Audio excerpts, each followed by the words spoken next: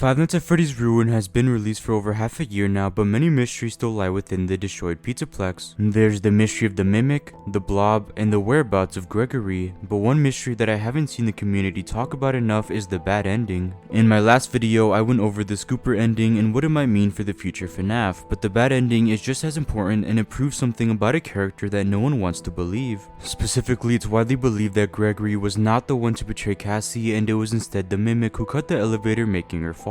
But I believe this is wrong, and I believe I can prove that Gregory was actually the one to betray Cassie. So in this video, I'm going to go over the bad ending and its meaning, and I'm also going to prove why Gregory did make the elevator fall and why true intentions were always right in front of us. For a quick recap, in the bad ending, it's revealed that Gregory was not stuck in the Pizzaplex and that it was instead the Mimic copying his voice to lure Cassie down to the sinkhole to set him free. But after Roxy rescues Cassie, the real Gregory contacts Cassie through the walkie-talkie and tells her to follow his instructions. After the Mimic defeats Roxy and begins to chase Cassie, Gregory gives her specific instructions on how to navigate her way through the caves and how to escape the Mimic. She is ultimately successful when she reaches the elevator, and there the real Gregory reaches out to her once more. Shut down the security, and now it's free. It's not your fault. I know you did it for me, to save me, but we can't risk being followed. I'm sorry. Gregory? No!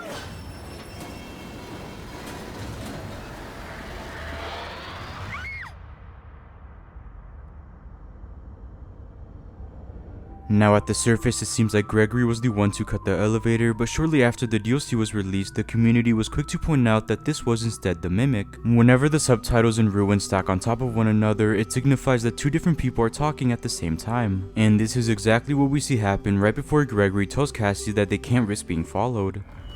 It's not your fault. I know you did it for me, to save me. This means that two different Gregorys were talking at the same time, and it's believed that the second Gregory was the Mimic pretending to be him once more, also meaning it was the Mimic who cut the elevator, making Cassie fall. But again, I personally believe this is wrong, and I'll get back to the caption soon, but for now I want to focus on the game as a whole. Although the Mimic is communicating with Cassie throughout the entire game using Gregory's voice, he's only talking to her using pieces of Gregory's voice that already exist.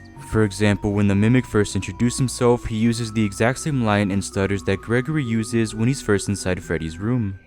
Gregory? I'm Gregory. Your guest profile is unknown to me. Who are you? I'm Gregory. Gregory. And this is the same throughout most of the story. That's why it almost seems unnatural the way Gregory is speaking, since it's actually just different parts of sentences morphed together to create a new one. But when the real Gregory is talking, this isn't the case, and we actually hear new dialogue that wasn't in Security Breach. Really, you? I've been trying to reach you all night. I'm not at the pizza place. Something's trying to trick you. It sounds natural when he talks, and I think it's obvious when the real Gregory is talking, and this includes right before the elevator is cut. This is all new dialogue that the Mimic would not be able to recreate, and even the way Gregory talks feels real, which brings me to my next point, which is sympathy. Why would the Mimic treat Cassie with sympathy and feel sorry for her? We hear Gregory tell Cassie how he knows that what she did was all for him and that he's sorry for her. Why would the Mimic say this and apologize to her? Why would he even talk to her at all if Cassie already knows she was being tricked and knows who he is? There's no reason to manipulate her anymore to get what he wants. He could have easily just cut the elevator if he wanted to without needing to say anything to her. Which also brings me to my next point, which is that it isn't confirmed if the Mimic can even control the elevator. Although it's believed that the Mimic and Help You are the same thing, it's never been confirmed, and it could be very possible that these are two separate entities. Game theorists made a few theories that there are actually two different Mimics, one virtual Mimic and one physical Mimic. The physical Mimic is in the sinkhole, while the virtual Mimic is in a sense free and controls different parts of the Pizzaplex like the elevators. If this is true, why would the virtual Mimic cut the elevator and he would have no reason to trick Cassie once more? But finally, what about the captions? Well, I think this is a pretty simple answer. It's just simply interference with the connection. We see something very similar when Cassie uses the first elevator to go down to the sinkhole, where we hear the distorted music cut in and out.